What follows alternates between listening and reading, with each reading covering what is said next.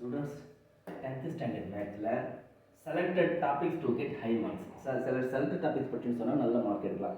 அது என்னென்ன டாபிக் அப்படி பார்த்தீங்கன்னா first chapter relation and functions வந்து பார்த்தா 16 மார்க்ஸ். சரி, என்னென்ன 16 மார்க்னா 2 5 மார்க்கு, 2 2 மார்க்கு, 2 1 மார்க்கு. ஸோ 2 5 10, 2 2 வந்து 4 2 1 மார்க் வந்து 2. ஸோ 10 + 4 + 2 வந்து 16 மார்க்ஸ். நெக்ஸ்ட் நம்பர்ஸ் அண்ட் சீக்வன்ஸில் only special series. Special series வரையும் பார்த்தா நமக்கு 5 மார்க்கு, 2 எக்ஸைஸ் தான் இருக்காது. நெக்ஸ்ட் தேர்ட் வந்து பார்த்தா அல்ஜிப்ராவில் வந்து மேட்ரிக்ஸ் சரி பார்த்தீங்கன்னா அதில் ஒரு 5 மார்க் எடுத்துடலாம். ஃபோர்த்து வந்து ஜாமெண்ட்ரியில் தியரிஸ் மொத்தம், that is BPT theorem, Pythagoras theorem, angle bisector theorem, இதை பார்த்தா இது வந்து ஒரு 5 மார்க் வந்துடும். நெக்ஸ்ட் ஃபிஃப்த்து கோஆர்டினேட் ஜாமெண்ட்ரியில் 2 5 மார்க்கு, 2 2 மார்க்கு, 1 மார்க் ஒன்று கேட்பாங்க. So 2 5 mark 10, 2 2s are 4 + 1 15 marks.